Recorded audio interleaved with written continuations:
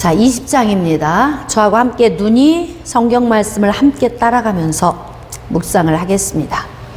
1절 말씀입니다. 하나님이 이 모든 말씀으로 말씀하여 이르시되 나는 너를 애굽 땅 종되었던 집에서 인도하여 낸 내 하나님 여호와니라.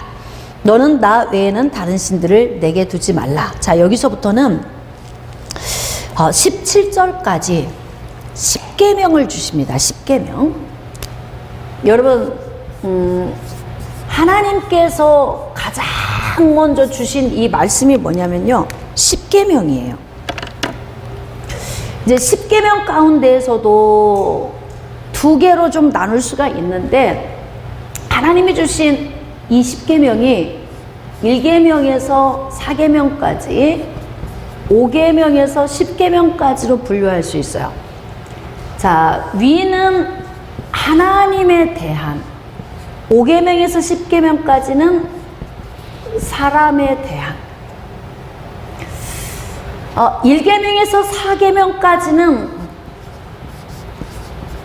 용서 받을 수 없는 죄. 그 다음 5계명에서 10계명까지는 회개하면 용서를 받을 수 있는 죄예요. 그러니까 여기서 우리가 이 10계명 가운데에서도 이 죄에 대한 이 개념을 잘 보면은 하나님께 대해 범죄하는 것과 사람에 대해 범죄하는 것 가운데에서 하나님이 더 중요하게 두는 데가 어디냐면요, 1계명에서 4계명이에요. 하나님과의 관계성 속에서 깨어져 버리는 것, 이것을 하나님이 가장 싫어하시는 거예요. 여러분, 우리는 사람은 죄로 말미암아 타락했어요. 그래서 사람 속에는 죄의 본성이 들어있어요. 그러니까 사람은 스스로 선할 수가 없어요. 그냥 사람은 존재 자체가 죄의 본성 안에 들어있기 때문에 어떤 사람도 선한 사람 없어요. 조금 전에 우리가 잠시 휴식할 때 대화 나눴지만, 좋은 사람 만나야 돼요. 좋은 사람 없어요. 그럼 뭐냐면 우리가 좋은 관계를 만들어 가야 하는 거예요. 죄의 본성이 들어있어서 악하지만 할 수만 있으면 좋은 사람이 될 수 있도록, 좋은 부모가 되도록, 좋은 배우자가 되도록, 좋은 교우 관계가 되도록 만들어가는 거지. 좋은 사람이 어디 있어요? 자, 여기 좋은 사람 손 들어보세요. 저도 좋은 사람이 아니에요. 제 속에도 죄의 본성이 있어서 늘 생각이 선한 게 하나도 없어요. 제가 여러분들에게 말씀드린 것처럼 죄의 본성이 들어있는 죄덩어리가 어디를 걸어가면 선하며 어디를 걸어가면 악하겠어요. 그냥 호흡하고 있는 자체가 우린 악한 거예요. 더럽고. 인간 자체가 그래요. 그러니까 죄의 본성을 가진 우리는, 자, 죄와 무관한 삶을 살 수 있다, 없다? 뭐예요? 없다예요. 무관한 삶을 살 수 없어요. 그러니까 구원을 받을 수 없어서 어떻게 하는 거예요? 예수 그리스도를 보내주시는 거예요. 우린 매일 범죄하고 살고 있기 때문에 우리 안에 구원이 없어. 우리 스스로 구원할 수도 없고. 이게 예수 그리스도를 의지하는 거예요. 근데 A와 B, 사람과 사람과의 관계성 속에서 범죄한 것은 니들끼리 알아서 해결하면서 살아. 그리고 예수 그리스도를 믿을 때, 그때 다 죄 사해줄게. 그럼 너희들 영생을 얻으면 되는 거야. 그런데 1계명에서 4계명까지 나에 대해 직접적으로 범죄하는 것은 용서 안 돼. 용서할 수 없어. 그러니까 성경에서 솔로몬이 북이스라엘과 남유다가 분리될 수밖에 없는 범죄 가운데 있었잖아요. 그 범죄가 뭐예요? 1000명의 여인이 각기 가지고 온 신들, 우상이 문제다 이 말이죠. 우상. 그래서 솔로몬의 범죄로 말미암아 남북이 분열됐어요. 근데 북이스라엘이나 남유다냐 우상을 숭배하면서 계속 하다가 결국은 북이스라엘도 남유다도 멸망하죠. 그 멸망하게 된 원인이 뭐예요? 원인이 1계명에서 4계명까지 범죄한 우상 숭배의 범죄예요. 하나님과의 관계성의 1계명에서 4계명까지의 이 범죄 행위는 하나님께서 그걸 용서할 수 없다 말씀하시는 거예요. 그러니까 대표적인 계명 10계명을 먼저 이스라엘 백성들에게 주시는 거죠. 18절입니다. 뭇 백성이 우레와 번개와 나팔소리와 산의 연기를 본지라. 그들이 볼 때에 떨며 멀리 서서 모세에게 이르되 당신이 우리에게 말씀하소서. 우리가 듣겠습니다. 하나님이 우리에게 말씀하시지 말게 하소서. 우리가 죽을까 합니다. 얼마나 하나님의 그 영광의 위엄이 큰지 이들이 부들부들 떨고 있는 거예요. 그냥 하나님이 자신들에게 직접 말씀하시면 죽을 것 같은 거예요. 그러니까 하나님께 직접 말씀하시지 않게 당신이 받아서 우리한테 좀 전달해 주세요. 이렇게 지금 이야기하는 거죠. 자, 그랬더니 20절 모세가 백성에게 이르되 두려워하지 말라. 하나님이 임하심은 너희를 시험하고 너희로 경외하여 범죄하지 않게 하려 하심이니라. 자, 이게 이제 하나님이 임하신 이유에 대해서 모세가 기록한 거야. 그러니까 여기에서 뭐냐면 하나님은 우리를 두려워하게 하기 위해서 임하신 것이 아니라는 거예요. 그럼 뭐냐면 하나님이 사람을 테스트하시고 그로 인해서 잘 훈련시켜서 하나님을 경외하게 하시려고 그리고 범죄하지 않게 하시려고 임하신 거니까 두려워하지 마. 지금 이렇게 이야기를 하는 거죠. 자, 22절입니다. 여호와께서 모세에게 이르시되 너는 이스라엘 자손에게 이같이 이르라. 내가 하늘로부터 너희에게 말하는 것을 너희 스스로 보았으니 너희는 나를 비교서 은으로나 금으로나 너희를 위하여 신상을 만들지 말고 이거예요. 그러니까 우상 숭배하지 말라는 거죠. 1계명에서 4계명까지를 범하지 말라. 내게 토단을 쌓고 그 위에 양과 소로 내 번제와 화목제를 드리다가 내가 내 이름을 기념하게 하는 모든 곳에서 내게 임하여 복을 주리라. 그러니까 우리 신앙인들이 해야 할 모든 삶의 기본 틀에서 가장 중요한 건 하나님과 나와의 관계성입니다. 예배가 회복되고 하나님을 경외하고 하나님 은혜 안에 붙들려 살면 우리가 인간 세상에서 연약해서 죄의 본성을 가지고 있기 때문에 범죄하는 이러한 것들은요, 예수 그리스도 안으로 나가서 회개하면 다 하나님이 용서해 주시는 것들이에요. 이해가 되십니까? 그러니까 우리가 인생을 살면서도 잘 구분하셔야 돼요. 아, 하나님을 떠나는 일, 이건 용서받을 수가 없어. 우상을 숭배하는 일, 하나님이 안 기뻐하셔. 그러니까 가장 먼저는 하나님과의 관계를 먼저 매번 점검하고, 그리고 하나님과의 관계를 점검하면 삶에서 사는 삶도 거룩해지겠죠. 점점 성화되고 변화가 되어지는 거예요. 자, 그렇기 때문에 가장 먼저 하나님과의 관계를 점검하는 삶을 우리가 살아야 한다는 거죠. 자, 이제 21장에서부터 종에 관한 법, 그리고 배상에 관한 법, 도덕에 관한 법, 또 공평에 관한 법, 또 절기에 관한 법을 쭉 말씀을 주셨어요. 자, 이제 23장 20절로 나아갑시다. 여러분들이 집에 돌아가셔서 여기 있는 말씀들은 쭉 한번 읽어보세요. 자, 이게 왜 공평에 관한 것이나 뭐 절기나 도덕이나 배상 이런 부분을 주시냐면 이스라엘 백성들이 살아가는 동안에 사람과 사람 가운데에서 발생되는 많은 문제들이 있잖아요. 근데 이 규정이 없는 거예요. 그러니까 지금 시내 산에서 하나님께서는 이스라엘 백성들에게 곧 이들이 살아가야 할 우리 지금 시대의 헌법과 같은 법을 하나님이 주신 거죠. 그래서 이들이 삶을 살아갈 때 기준이 하나님께서 모세를 통해 주신, 그리고 모세가 받아서 기록해 쓴 이 율법이 기준이 돼서 이제 이들의 삶을 이끌어 가는 것입니다. 자, 23장 20절입니다. 내가 내 사자를 네 앞서 보내어 길에서 너를 보호하여 너를 내가 예비한 곳에 이르게 하리니. 자, 이건 뭐예요? 예비한 곳이 어디예요? 가나안. 가나안으로 반드시 이르게 하신다. 즉 약속된 말씀을 성취하게 하신다는 거예요. 그런데 자, 너희는 삼가 그의 목소리를 청종하고 그를 노엽게 하지 말라. 이게 굉장히 중요합니다. 그가 너희의 허물을 용서하지 아니할 것은 내 이름이 그에게 있음이니라. 하나님을 노엽게 하지 않으려면 어떻게 하느냐? 말씀 붙들고 살면 되는 거예요. 자, 24절. 너는 그들의 신을 경배하지 말고, 이제 가나안 땅에 들어가면 어떤 문제가 있냐면 우상이 그렇게 많은 거예요. 그러니까 가나안 땅에 들어가서 이들이 정말 주의해야 할 일은 이방의 신을 경배하지 말고 섬기지 말고 이방인들의 우상 숭배 행위를 본받지 말고 그것들을 다 깨뜨리고 주상을 부술하는 거예요. 그리고 내 하나님 여호와를 섬기라. 그리하면 여호와가 너희의 양식과 물에 복을 내리고 밑줄 그으세요. 거기에.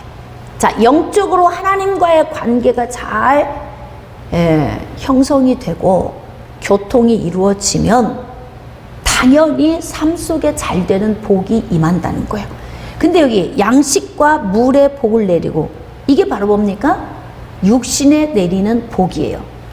앞에는 뭡니까? 하나님을 섬기는 건 영적인 교통의 관계이고 그 관계에서 오는 것이 육신의 복이 임하는 거죠. 자, 그리고 뭐냐면 너희 중에서 병을 제하리니, 건강도 주시는 거예요. 네 나라에 낙태하는 자가 없고 임신하지 못하는 자가 없을 것이라. 내가 너의 날수를 채우리라. 장수하게 한다는 거예요. 중간에 젊어서 죽거나 요절하지 않게 하고 만족하게 살다 가게 하신다는 거죠. 내가 내 위엄을 네 앞서 보내어 네가 이를 곳의 모든 백성을 물리치고, 자, 가나안에 있는 백성들을 다 물리치고 내 모든 원수들이 내게 등을 돌려 도망하게 할 것이고 왕벌을 내 앞에 보내서 그 벌이 휘 족속, 가나안 족속, 헷 족속을 네 앞에서 쫓아내리라. 하나님께서 다 계획을 세우시고 이끌어 가신 겁니다. 자, 그러나 그 땅이 황폐하게 되므로 들짐승이 번성하여 너희를 해할까요? 1년 안에는 그들을 네 앞에서 쫓아내지 않고. 자, 이제 하나님도 계획적으로 일하시죠. 하나님은 영이시니까 우리가 상상할 수 없는 방식으로 막 문제를 해결하시는 게 아니라 인간의 삶을 보시면서 인간의 삶에 준한 계획을 하나님이 세우시고 거기에 단계적으로 맞춰 가시는 거예요. 그런데 지금 이들이 가나안 땅에 들어가서 가자마자 하나님이 다 쓸어버리고 쫓아내버리면 어떤 문제가 오냐면, 자, 들짐승이 번성할까봐. 그러니까 사람이 없는 땅에는 들짐승이 번성하게 되죠. 가자마자 하나님이 가나안 원주민들을 다 쓸어버리면 상상하지 못했던 부정적인 요인이 발생하는 거예요. 사람은 잘 모르는데 하나님은 여기까지 아시는 거죠. 그러니까 우리가 인생을 살면서 하나님이 일하시는 모습을 보면서, 아, 하나님은 여기까지 생각하시고 이렇게 일하시는구나. 그럼 우리도 생각을 해보는 거예요. 이것저것 넓게 하나님이 일하시는 방식으로 우리도 시야를 넓혀서 인생을 바라볼 수 있어야 하는 거죠. 그래서 어떻게 하냐면 네가 번성해서 땅을 기업으로 얻을 때까지 내가 그들을 그 앞에서 조금씩, 자, 단계적으로. 여러분, 우리가 인생을 살면서 우리가 도달하고자 하는 여기가 목적지가 여기가 있잖아요. 근데 어떤 사람도 이 목적지를 올라가는데 휙 하고 올라가는 사람은 없어요. 만약에 있다면 무너집니다. 반드시. 부실공사이기 때문에 그래요.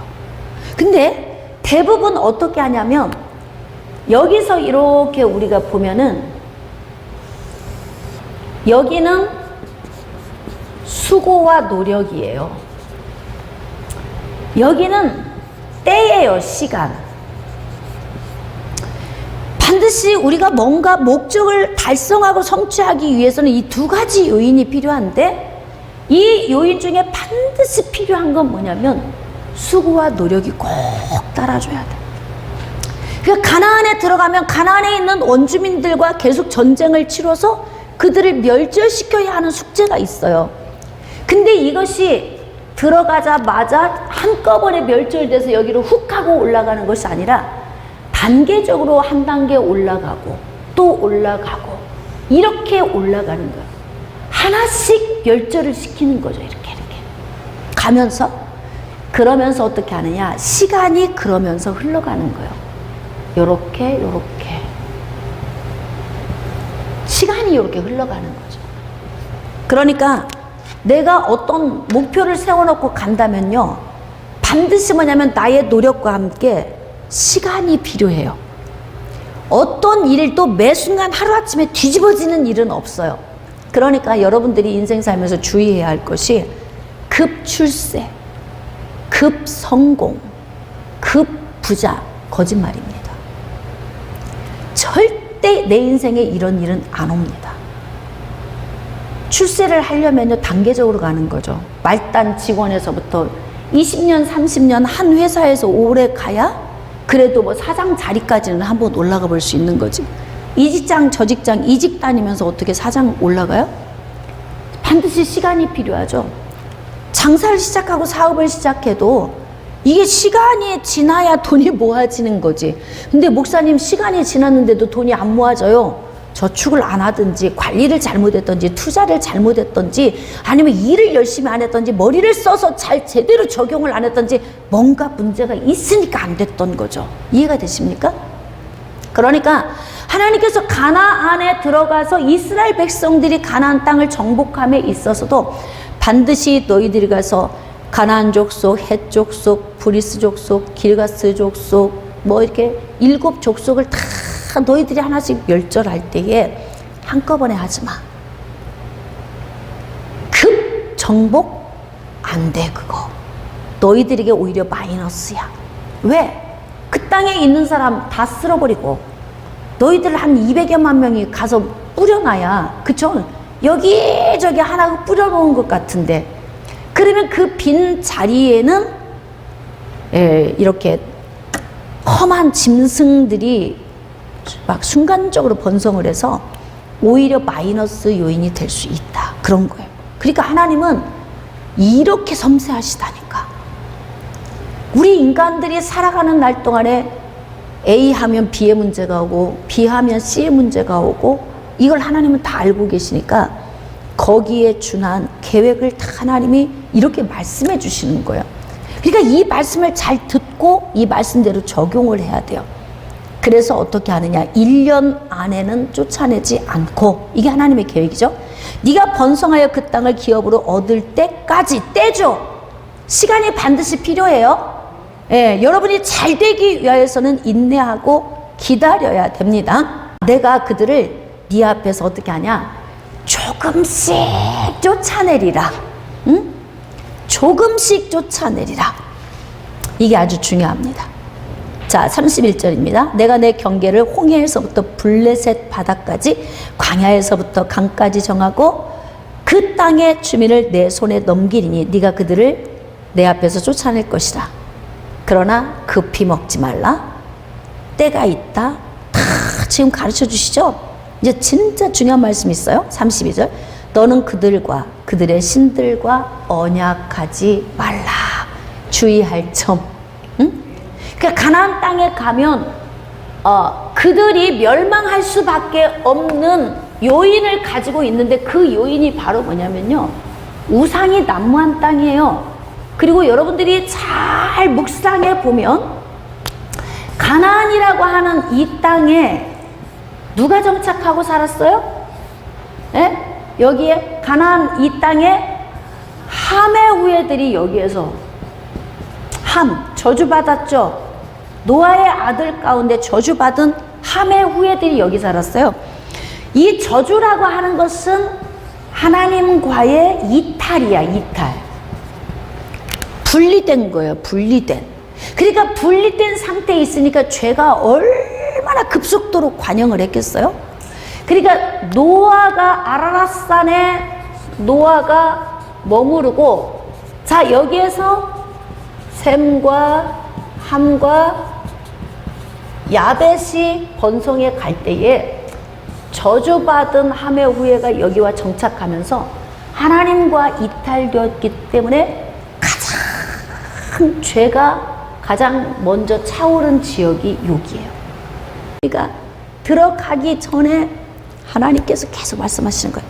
그 땅에 들어가면 그들과 혼합하지 말고 우상 숭배하지 말고 막 계속 당부의 말씀 주시잖아요. 많은 말씀 주시는 것도 아니야. 하신 말씀 또 하시고 하신 말씀 또 하시고 기억에 남도록 주시는 거예요. 그들의 신들과 언약하지 말아라. 그들이 네 땅에 머무르지 못할 것은 그들이 너를 내게 범죄하게 할까 두려움이라. 자, 네가 그 신들을 섬기면 그것이 너의 올무. 자, 거기 밑줄 긋읍시다. 올무. 내 발목을 잡는 문제가 생긴다는 거예요. 자, 애굽에서 나와서 주인의 땅에 가면 주인처럼 살아야 되는데 가서 멍해를 또 매. 올무를 또 만나게 돼요. 자, 이 선택권을 하나님께서 위임하셨어요. 누가 선택하는 거예요? 내가 선택하는 거예요. 만약에 하나님이 알아서 해주시는 일 같으면 이런 당부할 필요도 없어요. 그냥 하나님이 가나안 땅에 들어가면은 우상도 쳐다보지 않게 하시고 전혀 무관하게 살게 하나님이 알아서 해주시면 이런 말씀 하실 필요가 없는 거예요. 그런데 왜 하나님이 이런 말씀을 주시냐면 인간을 처음 창조하실 때부터 하나님의 계획이 특별하셨어요. 그 계획이 뭐냐면 하나님의 형상대로 사람을 지으시고 어떻게 하냐면 진짜 이들을 내가 인격적으로 대우해서 이들이 스스로 알아서 살도록 위임해야지. 이게 하나님의 계획인 거예요. 그러니까 자기 형상대로 사람을 만들어 놓으시고 그들에게 복을 주시되 생육하고 번성하고 충만하고 땅을 정복하고 땅을 다스리라. 다스리고 정복하라고 위임을 하셨는데 위임해 놓고 자꾸 하나님이 개입을 하세요. 내가 해줄게. 네가 하지 말고 내가 해줄게. 그러면 위임을 안 하신 게 되죠. 그러니까 위임하셨기 때문에 삶 속에 내 앞에 주어진 갈림길의 선택권은 누구에게 주신 거예요? 나에게 주신 거예요. 그러니까 하나님이 큰 굵직한 계획을 가지고 성취해 나가시면서 우리 인생의 삶에 이 선택권에 관해서만큼은 네가 선택해. 올무가 될 거야? 알아서 잘해. 그러니까 네 선택이야. 이렇게 지금 말씀하시잖아요. 24장 1절입니다. 또 모세에게 이르시되 너는 아론과 나답과 아비후와 이스라엘 장로 70명과 함께 여호와께로 올라와 멀리서 경배하고 너 모세만 여호와께 가까이 나오고 그들은 가까이 나오지 말며 백성은 너와 함께 올라오지 말지니라. 자, 그렇게 해서 모세만 하나님이 따로 부르셨어요. 그리고 자 4절 모세가 여호와의 모든 말씀을 기록하고 자 거기 밑줄 그으세요. 하나님께서 두 돌판에 기록해 주신 것은 10계명이에요.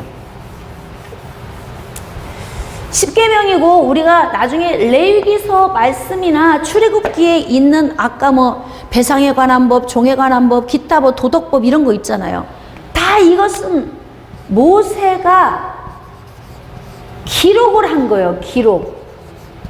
자, 여기에서 우리가 느낄 수 있는 건 뭐냐면 왜 모세였는가? 여기서 해답을 알 수 있어요. 왜 모세였는가?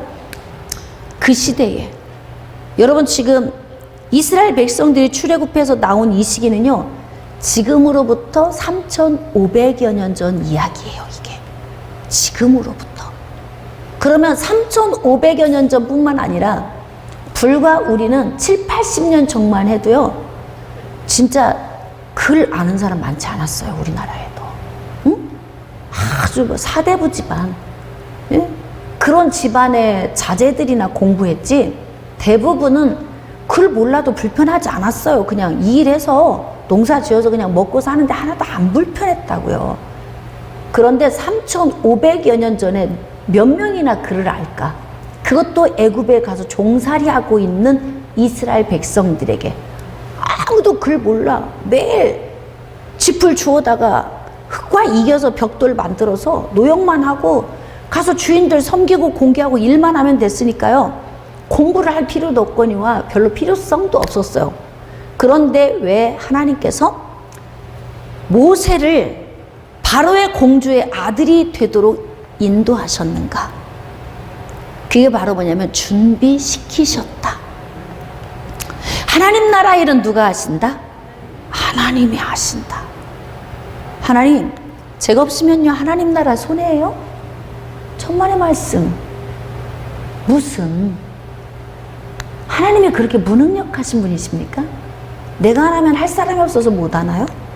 그러니까 하나님이 나를 쓰신다고 할 때 감사하셔야 되는 거예요. 잘하는 사람 많음에도 나를 쓰신다. 감사하네. 이래야 되는데 그냥 어떤 사람 배짱이야. 뭐 내가 안 하면 막 이 교회 진짜 아쉬워질 거라. 근데 절대 그렇지 않다니까요. 그러니까 하나님은 하나님 나라 일을 하실 때 하나님이 다 계획 세우고 준비시켜서 하세요. 그러니까 어떻게 준비시켰냐면, 자 봅시다. 4대가 되어가는, 이게 바로 창세기 15장 13절에서 16절에 예언된 대로 아모리족 속의 죄악이 가득 찰 때까지 여기서 민족을 이루고 있다가 너희들이 올라가게 될 것이다. 그러니까 4대가 되어 갈 때쯤에 어떤 일이 벌어지냐면 갑자기 바로의 마음에 정신을 바짝 들게 한 거예요. 가만히 생각해 보니까 이스라엘 백성들이 애국인들의 주인이 될 수 있겠어? 하나님이 이 생각을 바로에게 넣어준 거야. 그러니까 어떻게 해요? 학대를 해야 할 수밖에 없죠. 그래서 하나님이 하나님의 방식으로 이들을 학대하게 하시죠. 그러니까 이들은 어떻게 해요? 부르짖을 수밖에 없죠. 그러니까 기도하죠. 하나님이 들으시죠. 그리고 하나님이 들으시고 누구를 준비시키느냐? 자, 기가 막히게 모세를 준비시킬 때 어떻게 준비시키냐면 바로의 마음을 강팍하게 해서 지금부터 히브리인에게서 태어나는 남자아이는 다 죽여. 나일강에 버려. 이 행정명령을 내려버린 거예요. 만약에 아들이 태어났는데 이 아이가 정상으로 자라고 있다면 이 집안은 쑥대밭이 되는 거예요. 그러니까 두려워서 어떡하냐면 아이들을 나일강에 다 던진 거예요. 아들들을. 근데 모세의 어머니 요게벳이 아이가 너무 준수하니까 나일강에 던질 수가 없는 거야. 그래서 갈대 상자에다가 이 아이를 넣고 둥둥둥 띄운 거지. 근데 하나님이 바람을 어디로? 바로의 공주 있는 쪽으로. 그리고 갑자기 바로의 공주가 앉아있다 무료하게 만드셔서 얘들아 물가로 나가자. 이걸 딱 시간을 맞춰서 딱. 그리고 공주는 걸어서 나오고 바람은 공주 쪽으로 몰아가시고. 그러니까 모세의 갈대 상자가 둥둥둥 떠서 바로의 공주가 머물 곳으로 얘를 이끌어 가시는 거예요. 그래서 바로의 공주가 건졌어. 너무 사랑스럽고 이쁜 마음을 주셨어요. 그래서 자연스럽게 왕궁으로 들어가게 하신 거죠. 누가 하신 거예요? 하나님이 준비시키신 거예요. 네? 그러니까 그곳에 들어가서 모세는 40년 동안 그곳에서 왕자로 자랐단 말이에요. 그러니까 일반 왕자들이 받는 모든 교육 다 배웠죠. 유일하게 이스라엘 백성들 가운데서 모세만 글을 쓰고 읽을 줄 아는 거예요. 그러니까 하나님께서 모세를 미리 준비시켜줬고 철저하게 공부를 시켰으니까 이스라엘 백성 가운데서 가장 공부를 많이 하고 탁월한 사람이 모세였던 거예요. 응? 근데 왜 하나님이 그래서 그렇게 준비시켰느냐? 여기 모든 말씀을 어떻게 하고? 기록하고. 아마 아론을 부르셨다면, 그냥 히브리인 가운데서 노역하고 살던 아론 부르셨다면 신의 산 가운데로 불러서 너 지금부터 받아 적어라 그러면 글을 모릅니다 이러지 않았을까요? 그러니까 모세가 글을 아니까 뭐 하나님이 말씀하시는데 그냥 척척척 받아서 다 적는 거예요. 그러니까 하나님은 누구를 쓰신다? 준비된 자를 쓰시고, 준비된 자는 누가 준비시키신다? 하나님이 준비시키신다. 그러니까 우리를 골방에 몰아넣으시고 때로는 울게 하시고 고독하게 하시고 하나님의 말씀을 준비하게 하시는 것은 하나님이 쓰시려고 하나님께서 준비시키시는 거예요. 그러니까 지나고 보니까 하나님 나라 일은 다 누가 하시더라? 하나님이 하시더라. 이걸 우리가 알 수 있습니다. 6절입니다. 자, 모세가 피를 가지고 반은 여러 양푼에 담고 반은 제단에 뿌리고 언약서를 가져다가 백성에게 낭독하여. 자, 보겠습니다. 지금 시내 산에 올라가서 하나님이 주신 말씀을 기록해 내려와서 모세가 백성 앞에서 낭독을 하는 거예요. 이 일이 지금 어디에서 이루어지고 있는 거예요? 시내 산. 애굽에서 나와서 2달이 됐을 때 시내 산에 와서 도착해서 정착했고 그곳에서 머물러 있는 동안 지금 이러한 일들을 지금 하고 있는 거예요. 그러니까 하나님께서는 시내 산에서 뭐냐면 하나님의 법 만들기 하고 계세요.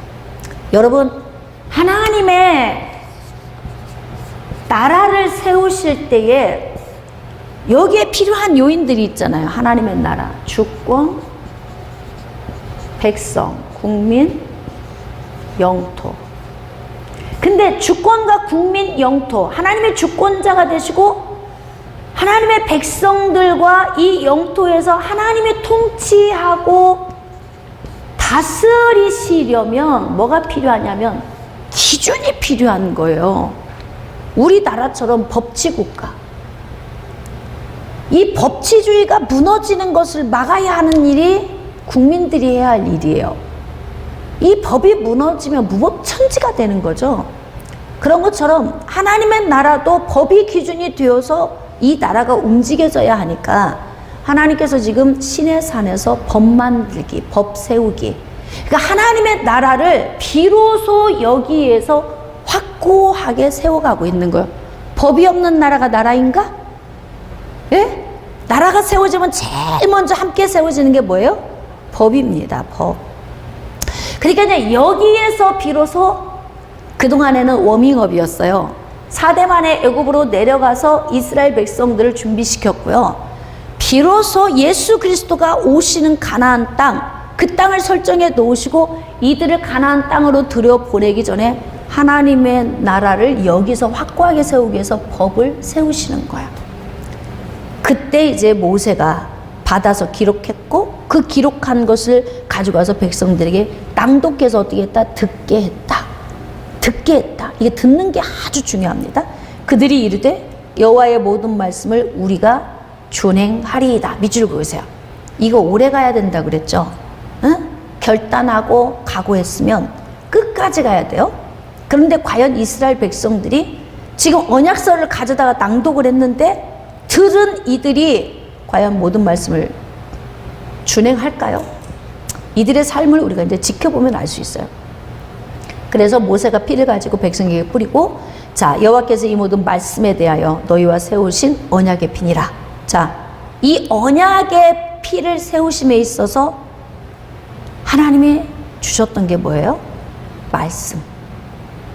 그러니까 언약의 피는 하나님의 말씀에 기준해서 그 말씀을 성취하기 위해 필요한 것이 언약의 피예요. 그렇기 때문에 하나님의 말씀이 항상 우리의 삶의 기준이 되어야 한다는 거예요. 자, 12절입니다. 여호와께서 모세에게 이르시되 너는 산에 올라 내게로 와서 거기 있으라. 네가 그들을 가르치도록 내가 율법과 계명을 친히 기록한 돌판을 내게 주리라. 거기에 10계명을 기록해 주셨죠. 모세가 그의 부하 여호수아와 함께 일어나 모세가 하나님의 산으로 올라가며 장로들에게 이르되 너희는 여기서 우리가 너희에게로 돌아오기까지 기다리라. 아론과 우리 너희와 함께 하리니 무릇 일이 있는 자는 그들에게로 나아갈지니라 하고. 자, 이제 여기에서 아주 중요합니다. 여러분, 모세가 하나님이 부르셔서 지금 시내 산으로 올라가요. 그래서 하나님이 친히 기록한 돌판을 주실 것이고 또 이제 그곳에서 하나님이 뭐 필요한 말씀을 주시겠죠. 그래서 모세가 하나님에게 올라갈 때 어떻게 하냐면 장로들에게 그 뒤에 있는 모든 일을 다 맡기고 가요. 여러분, 하나님에게 나아갈 때는요, 문제를 앞에 놓으면 하나님께 못 나가요. 문제는 어디에 둬야 되냐면 뒤로 밀어놔야 되는 거예요. 그리고 내 앞에는 하나님이 계셔야 하고 문제는 뒤에 있어야 돼요. 그러니까 지금 이스라엘 백성들의 다스리는 문제, 이 모든 문제를 뒤로 다 제쳐놓고 갔어요. 누구에게? 장로에게 맡기고. 이거 못 맡기면 시내산으로 올라갈 수 있을까요? 하나님, 저희 200만이 넘는 저 사람들의 문제를 제가 어떻게 놓고 갑니까? 제가 불안해서 못 갑니다. 못 가는 거예요. 그러니까 문제 바라보면 전진을 못 하는 거죠. 그러니까 하나님이 부르실 때에 순종하고 나가려면 문제를 뒤로 밀어 놓아야 전진하고 나갈 수 있어요. 자, 그래서 아론과 훌에게 맡겨놓고 그리고 어떻게 하느냐? 산에 올라가는 거예요. 그런데 구름이 산을 가립니다. 여러분, 구름은 하나님이 아닙니다. 네? 안개가 하나님이 아니에요. 뭐 우레가 하나님이 아니에요. 그러면냐면 하나님이 이곳에 함께 하시겠다고 하는 전조 증상, 사인인 거죠. 왜? 인간은 육신의 눈을 가지고 있어서 영이신 하나님을 볼 수가 없어요. 그러니까 하나님은 하나님 자신을 계시하시는 방식으로 이렇게 주변에 있는 옵션을 사용하시는 거예요. 이것저것. 우리가 눈으로 볼 수 있는 요인들을 하나님은 활용을 하시는 거죠. 자, 그렇게 해서 이제 구름이 산을 가렸어요. 자, 그런데 16절. 여호와의 영광이 시내 산 위에 머무르고 구름이 엿새 동안 산을 가리더니. 여러분 생각해 보세요. 하나님이 부르셨어요. 아니, 부르셨으면 음성을 주셔야지. 왜 안개만 자욱하고 하나님이 음성도 안 주시고 하루 지나 이틀 지나 계속 기다리게 하시는 거예요? 하나님의 영광의 임하심은 우리의 심령, 이 마음 안에 준비가 필요해요. 준비가. 제가 그래서 여러분들에게 주일날 와서 은혜 받으려면 6일의 삶을 잘 살아야 된다. 그러니까 지금 엿새 동안 이 안개가 싹 가려서 그 막 긴장된 순간에 모세가 거기 가서 기다리고 있는 거예요. 근데 그 기다리고 있는 시간 동안 무슨 일을 하고 있을까요? 하나님의 영광 가운데 나가기 위해서 자신을 닦아내고 있는 거예요. 여기서 거룩한 요인을 지금 만들어가고 있는 거예요. 하나님은 거룩한 곳에 임하십니다. 준비된 곳에 임하십니다. 예배 시간에 은혜 받기 위해서 허겁지겁 뛰어온 사람이 은혜 받을 수 있는가? 예? 미리 30분 1시간 전에 와서 준비 기도하고 예수님의 보혈의 능력을 의지하고 찬양하고 말씀의 준비가 다 되어졌을 때, 이때 그 은혜의 구름 가운데에서 하나님의 영광이 임하시는 거예요. 그러니까 항상 미리 마음에 준비된 자에게 은혜도 임하는 거죠. 그냥 준비되지 않은 상태에서 잠자다가 벌떡 깨어 일어나가지고 늦었네 이러고 뛰어와서 허겁지겁 온 사람들이 은혜를 받을 수 있겠습니까? 그러니까 하나님께서 모세를 만나주시기 위하여서 엿새 동안 맛있는 밥을 지으시려고 뜸을 들이고 계신 거예요. 그러니까 이 시간 동안에 모세는 자기 자신을 돌아보며 거룩한 하나님에게 나아가기 위해서 자기 자신을 거룩한 상태로 만들어가고 있죠. 응?